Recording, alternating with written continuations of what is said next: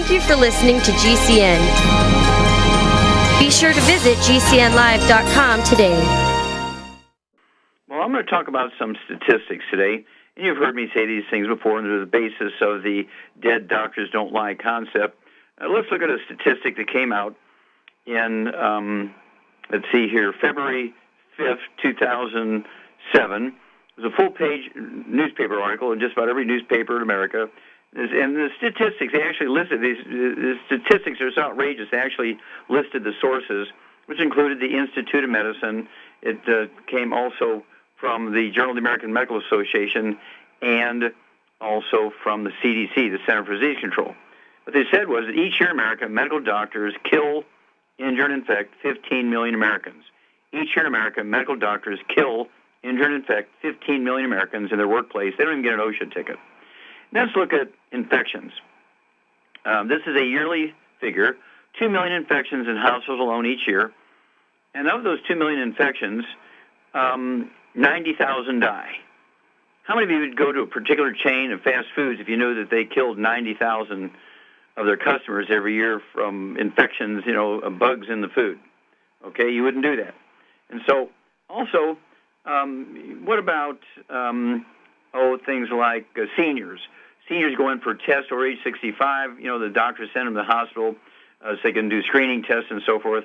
According to the U.S. Department of Health and Human Services, they said that medical doctors kill 15,000 seniors each month. That's 180,000 a year, just from, we're talking about tests, screening tests. Andy Rooney from 60 Minutes was killed by a colonoscopic exam. 92 years old. He shouldn't have had that. Okay. This may be a better microphone here. He shouldn't have had that. And then we're talking about, let's see here. Then there was Dick Clark from the American Bandstand. They killed him. He was supposed to have a prostate problem, and he was getting prostate surgery and died on the table from a heart attack. And then there was Neil Armstrong, our top astronaut, first man on the moon. He saved 2 doomed massive missions. One, he was on the ground using computers. The other one, he was on the ship itself. And they did an unnecessary cardiovascular procedure on him. And, of course, there's a front-page newspaper story the next day in the New York Times. He was killed by an elective cardiovascular procedure. Elective means he didn't need it. And then Joan Rivers got killed. She was given general anesthesia in a storefront clinic, general anesthesia. And all kinds of complications happen when doctors are busy taking pictures with her unconscious on the table and doing selfies with her anesthetized body, right? And somebody forgot to turn on the oxygen. Something happened. She didn't get oxygen in the brain and died ultimately of brain death because she didn't get enough oxygen. They just killed the greatest. Muhammad Ali, of course, had chronic Parkinson's disease, and he got pneumonia. They took him into the emergency room. They gave him IV antibiotics, and he had what's called a Herxheimer reaction. The antibiotics killed all the bacteria in his lungs for sure. They released all their toxins at the same time, and the toxins killed him. He died of toxic shock syndrome, so the doctors killed the greatest, Muhammad Ali. And this kind of stuff goes on and on and on and on. So how do you avoid these things? Well, it's very, very easy to avoid this stuff. One other statistic, mistakes, this just came out from Johns Hopkins Hospital. We're talking about, 2 months ago, Johns Hopkins in Baltimore, Maryland. They came out and said that each year in America, medical doctors kill 251,000 Americans in the hospital from simple mistakes. 251,000 are killed from simple mistakes. That's 688 per day. They don't even get an OSHA ticket. How many of you would go to a fast food restaurant chain if you knew they killed 688 customers a year from simple kitchen mistakes? Okay? This is just outrageous when you think about it, and these people are still in business. And so the way to deal with it is to learn how to do these things yourself. You can do your own physical, go to a pharmacy and get all the test strips your doctor will use for a $2,000 physical. You can get them totally, all of the test strips together for $4.50 for a total cost for doing the same physical a doctor will do for $2,000. And I want you to get a hold of the book, Epigenetics, The Death of the Genetic Theory of Disease Transmission, and the trilogy books, Let's Play Doctor, Let's Play Herbal Doctor, and the Passport Aromatherapy, and learn how to deal with over 900 different diseases using vitamins and minerals and trace minerals and rare earths, amino acids, fatty acids, herbs, and aromatherapy oils. That's the trilogy books, Let's Play Doctor, Let's Play Herbal Doctor, and the Passport Aromatherapy, and you will save your family's life. Remember, right now the statistics are that our children will be the first Americans who do not live as long as their parents. This is a terrible, terrible legacy that the medical system has passed on to us. We've given them trust, we've given them money, we've given them freedom to do what they think is right, and what do we get for it? Our children will be the first generation of Americans that do not live as long as their parents. So they have failed us to get an F minus minus minus for 1,000 minuses, and I'm not prepared to accept that statistic, and so this is why I give 400 lectures a year. This is why for 20 years I've been doing this radio show. And we have built an army, which is growing extremely rapidly now because we have an army, each of whom is talking to hundreds of people each year, using the tools. Dead doctors don't lie. Dead athletes don't lie. We have a new one coming out here in a few weeks called A Stick of Butter a Day Keeps the Doctor Away. And you will learn how to take care of yourself. You'll learn how to prevent and reverse as many as 900 different diseases. Contact your Youngevity associate today. Oh, yeah, stick with us. We'll be back with Dead Doctors Don't Lie after these messages. Okay, Doug, what pearls of wisdom do you have for us today? Well, I thought we'd talk a bit about cancer, as I have a story here from Natural News. Headline, Shocking New Study Shows Chemo Kills Half Cancer Patients, Not Cancer Itself. It's a landmark study found that up to 50% of people who receive chemotherapy are killed by the treatment, not cancer itself. And this was from researchers from the Public Health England and Cancer Research UK. They examined the numbers of cancer patients who died within 30 days of starting chemo. They say chemo is an invasive, toxic treatment to kill cancer cells. Unfortunately, chemo doesn't differentiate between cancerous or healthy cells. As a result, it kills all living matter on its way. Chemo drugs are known to damage the immune system. It makes cancer patients more vulnerable to infections, which may contribute to the high mortality rates. The study was published in the Lancet Journal Oncology and looked at more than 23,000 women with breast cancer and nearly 10,000 men with lung cancer who underwent chemotherapy in 2014. Of those treated with chemotherapy, 1,383 died within 30 days. On average, 8.4% of the lung cancer patients and 2.4% of the breast cancer patients died within a month. However, it depended hugely on the hospital. They say the mortality rate at Lancashire Teaching Hospital for those undergoing palliative chemotherapy for lung cancer, for instance, was 28%. But in Milton Keynes, the death rate for lung cancer treatment was up to 50.9%, according to Dr. Rashbash, a cancer lead public for England, says chemotherapy is a crucial part of cancer treatment, however, admitted that the chemotherapy drugs are potent chemical substances with significant side effects. And they go on to say doctors should be more careful about pushing toxic treatments. Furthermore, the authors of the study have advised physicians to exercise more caution in selecting which patients should receive chemotherapy, noted that some people such as older or more infirm patients might be better off without it. Scientists are still looking for safer, more effective treatments or a possible cure. In 2016, a study conducted at Duke University found that an antibody developed from the human body's immune system appeared to significantly target cancer cells without doing damage to healthy cells. So there you go. Once again, their treatment is worse than the disease itself. Yeah, absolutely. I think that's worth a flourish because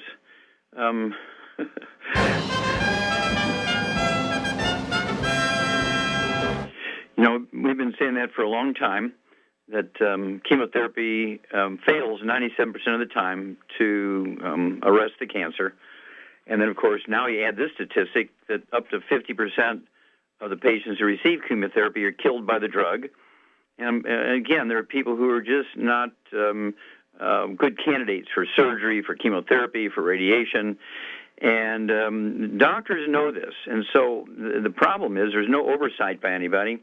And so when they say, okay, I'm going to give this treatment to this person, they don't have to go to a committee, and the committee says, wait a minute, this person is 200 pounds overweight, they're 89 years old, and they're much better off just getting some nutrition here and some painkillers, and they could live 6 months. If you give them that chemotherapy, you can kill them in 30 days, and so, or maybe even 3 days.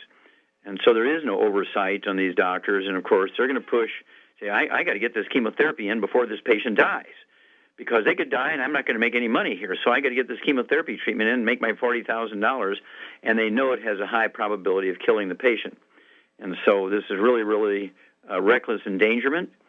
And so there is a cost for that. If you drive intoxicated down the highway and people flip off the highway trying to avoid you and they die, you're going to be charged with reckless endangerment and vehicular homicide. Why not doctors get charged too when they do stuff like this? Thank you, Doug, for bringing that up.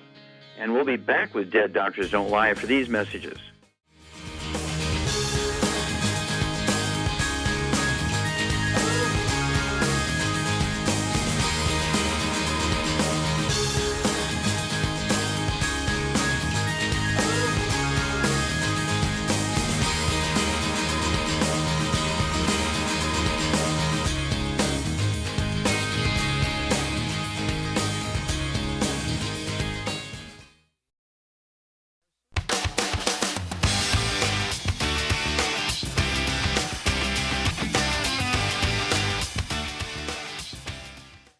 Okay, Doug, let's go to callers. Let's head to Los Angeles, California. And Brooke, you're on with Dr. Wallach. Well, Brooke, you're on the air.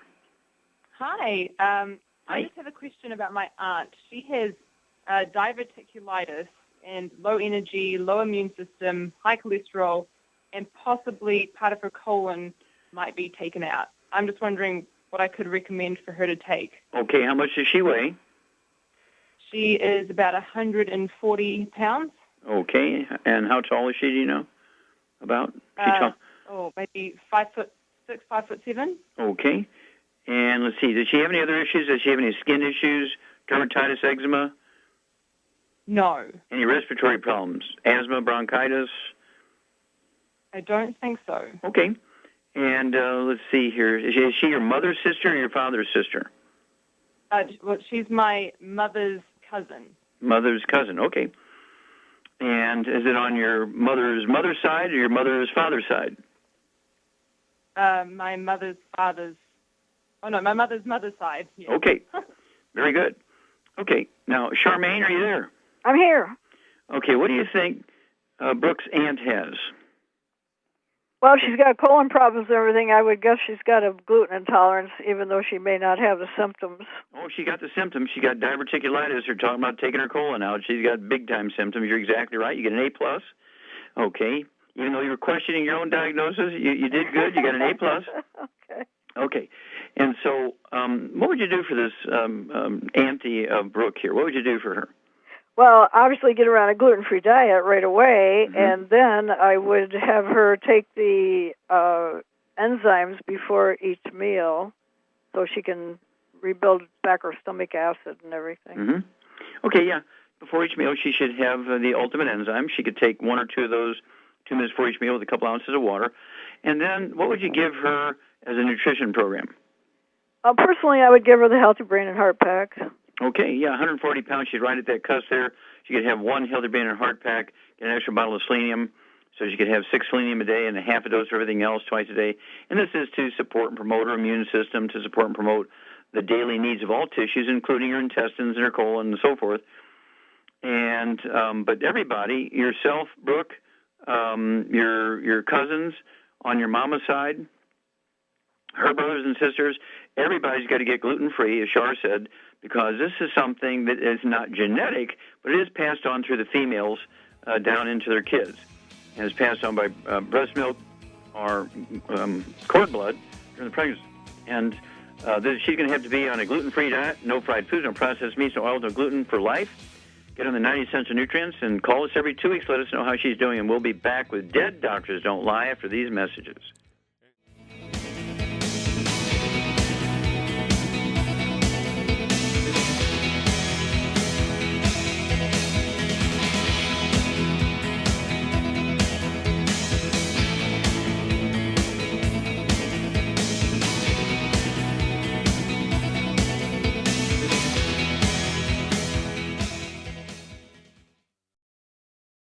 Okay, Doug, let's go to callers. All right, let's head to Kansas. And Bertie, you're on with Dr. Wallach. Hello, Bertie, you're on the air. How you doing, Dr. Wallach? Okay, how can we help you today? My husband has arthritis, and his left foot is kind of turning out a little. He also has allergies, and he has extra saliva coming from his mouth at times. Mm-hmm. He's losing muscle strength, and he's itching on his back and his buttocks all the time. Okay. How much does he weigh, you think, Bertie? He weighs 140 pounds. Mm-hmm. Does he have any other issues like diabetes or high blood pressure? He has high blood pressure. Mm-hmm. He doesn't have diabetes. Okay. All right. But he has thyroid problems. He has low thyroid, too? Mm-hmm. Okay. All right. This is a Shar thing. Shar, what can you do for Bertie's husband? He weighs 140 pounds. He's got low thyroid. He's got high blood pressure. And he's itching all over, okay, and he's got arthritis. Well, the itching tells you it's a gluten intolerance for sure. Okay. And so he needs to get on a gluten-free diet immediately, plus the fact that he's got all these stupid things wrong with him, all these other things. Yeah, no nutritional deficiencies. Right. And so what would you do? What kind of diet would you put him on, and what supplement program would you put him on? Well, gluten-free, of course, and no burnt animal fat, no olive oil, no canola oil, no oils.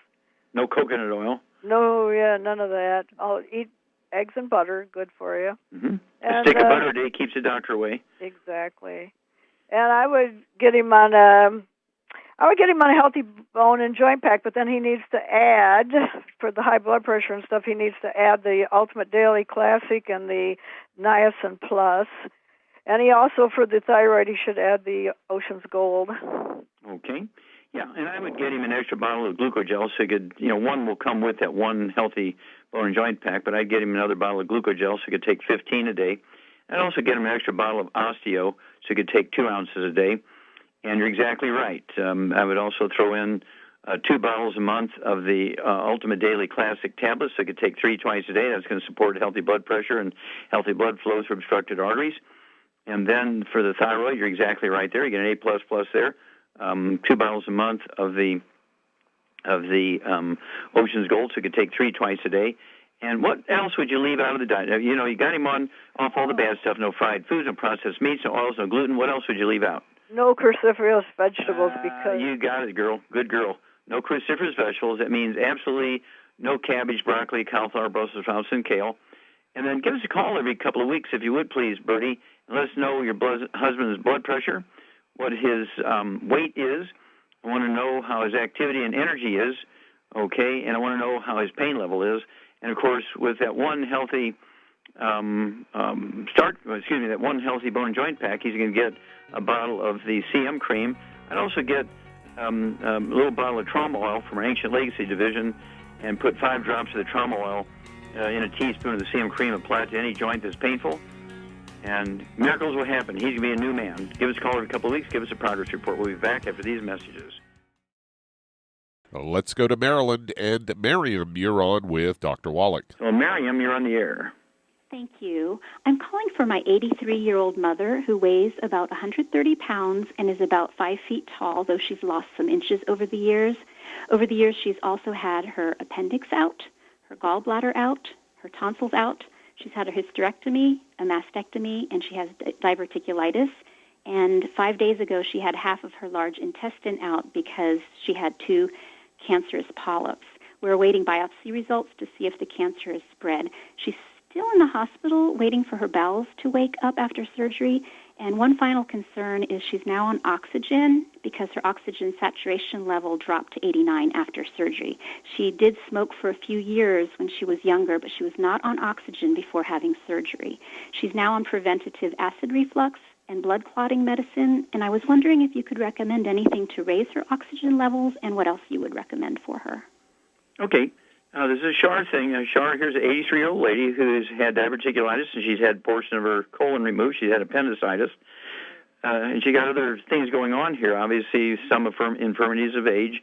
She's shrinking, and so she has degenerative disc disease kind of thing. What's her basic underlying problem here?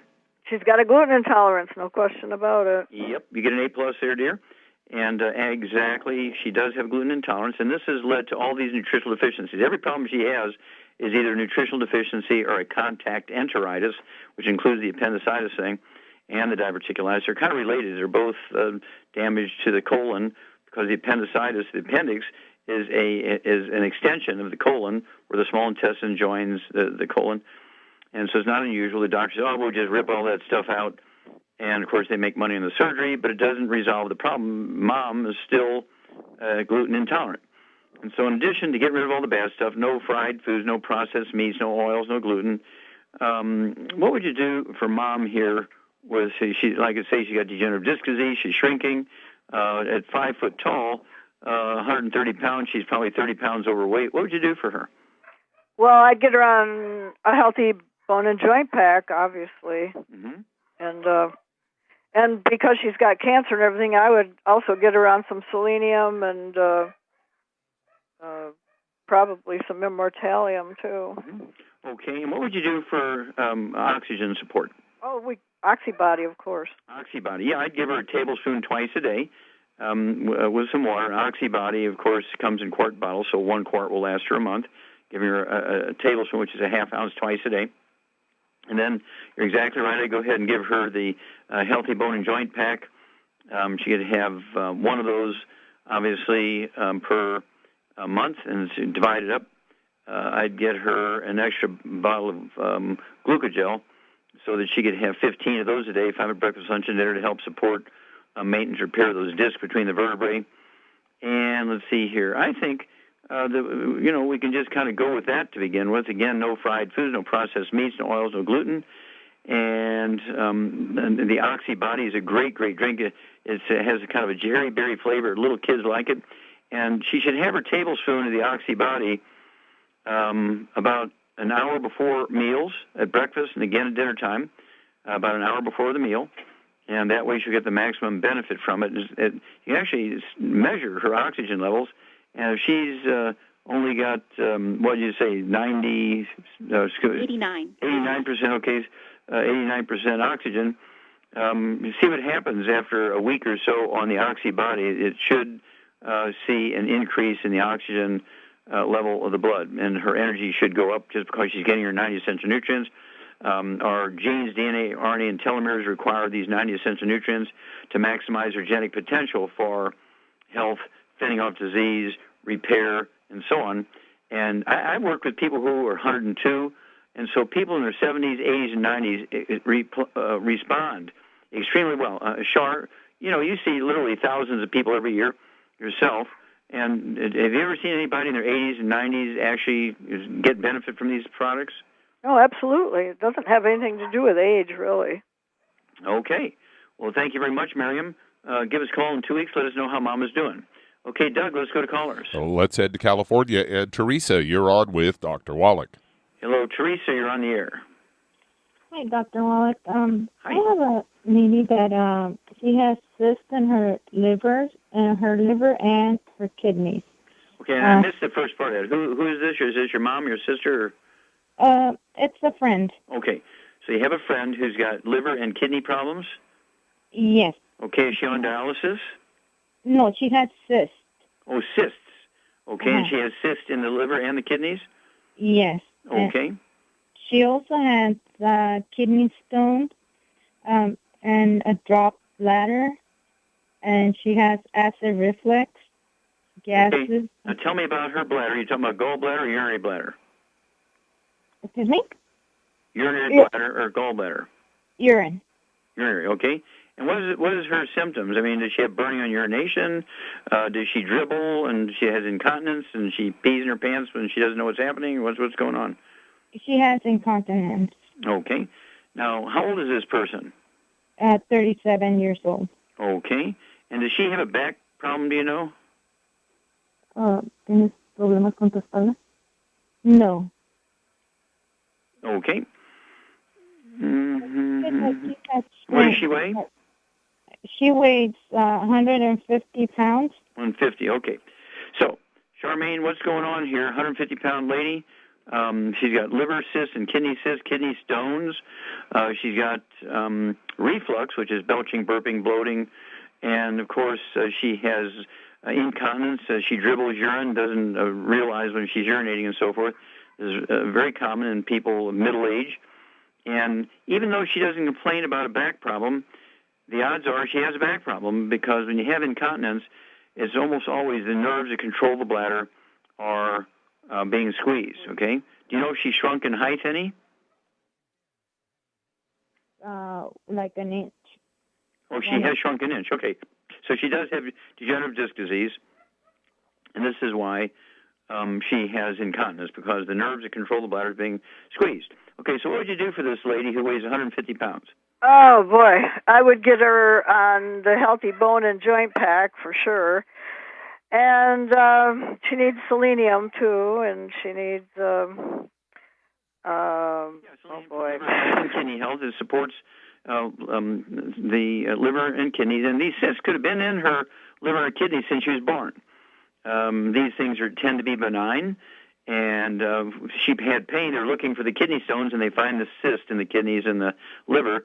And they've been with her, since she was an embryo, probably. That'd be my guess. And what would you do for the reflux? Oh, she needs the enzymes, because the reflux is really a lack of stomach acid. Yeah, so it's not acid reflux, it's lack of acid reflux, right? And so I'd have her take 1 or 2 of the ultimate enzymes, say 2 minutes before each meal with a couple ounces of water. What would you add to that to deal with the bloating and belching and burping? I would add some peppermint oil. Yeah, from Ancient Legacy Division, right. Have her put 5 drops of our peppermint oil in a coffee cup full of warm water, or a teacup full of our herbal teas. And then call us every couple of weeks, Teresa, and let us know how she's doing. She should see some wonderful results. And we'll be back after these messages.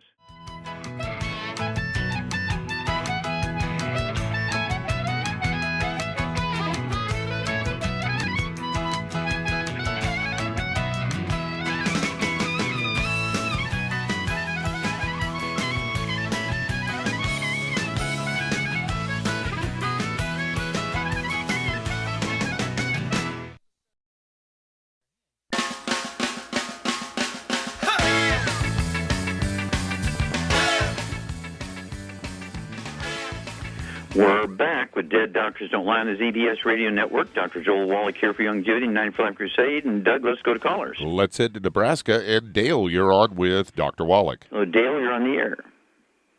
Yes, doctor. I have a gentleman who has a real problem. He has what doctors describe as fungus mites. He calls them gnats. He was given a drug called Albenza, and it does no good. Okay, how does this fungus mite? Wait a minute. How does this fungus mite manifest itself? Are we talking about skin problems, lung problems? Yes, skin problems. Skin problems, mainly around the hair. They bite him through his shirt when he's out in the yard. They bite him at night. They're particularly bad at night. They bite him in the skull, around his eyebrows, anywhere he has hair. Mm-hmm. Okay, does he have any respiratory problems, things like asthma, bronchitis?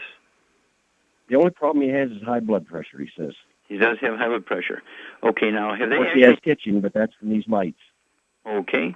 Now, has anybody seen these mites with him? He said he shopped many doctors, and most of them said he was crazy, and the last one called it fungus mites.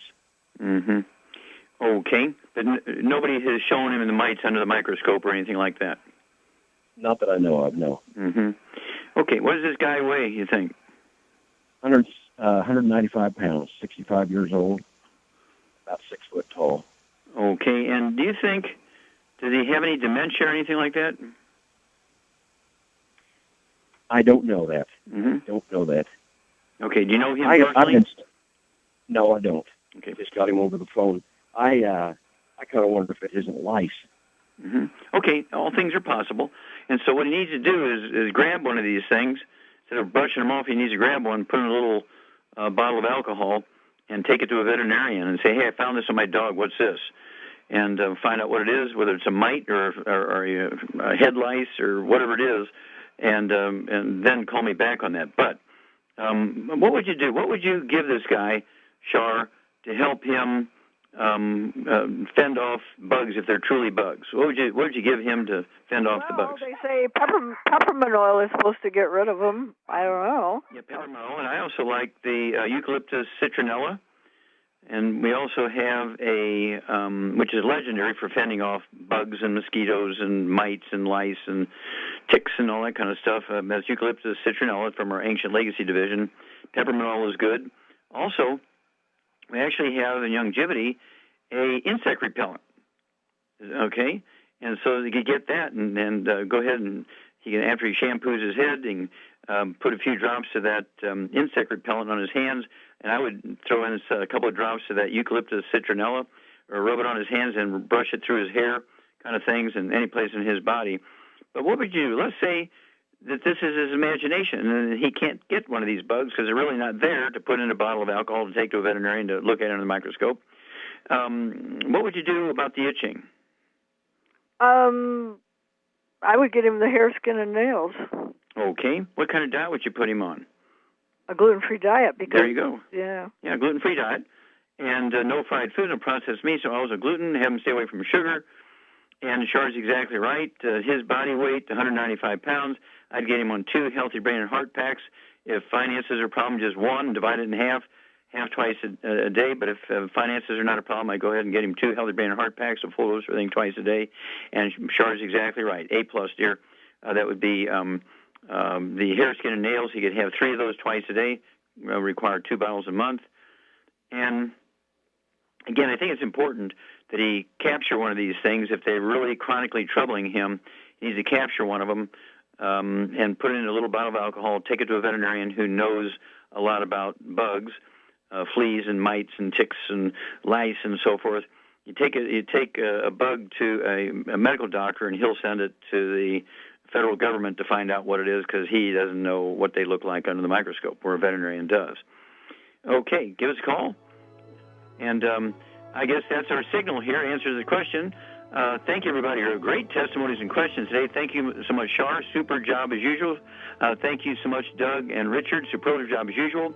God bless each and every one of you. God bless our troops. God bless our Navy SEALs. And God bless America.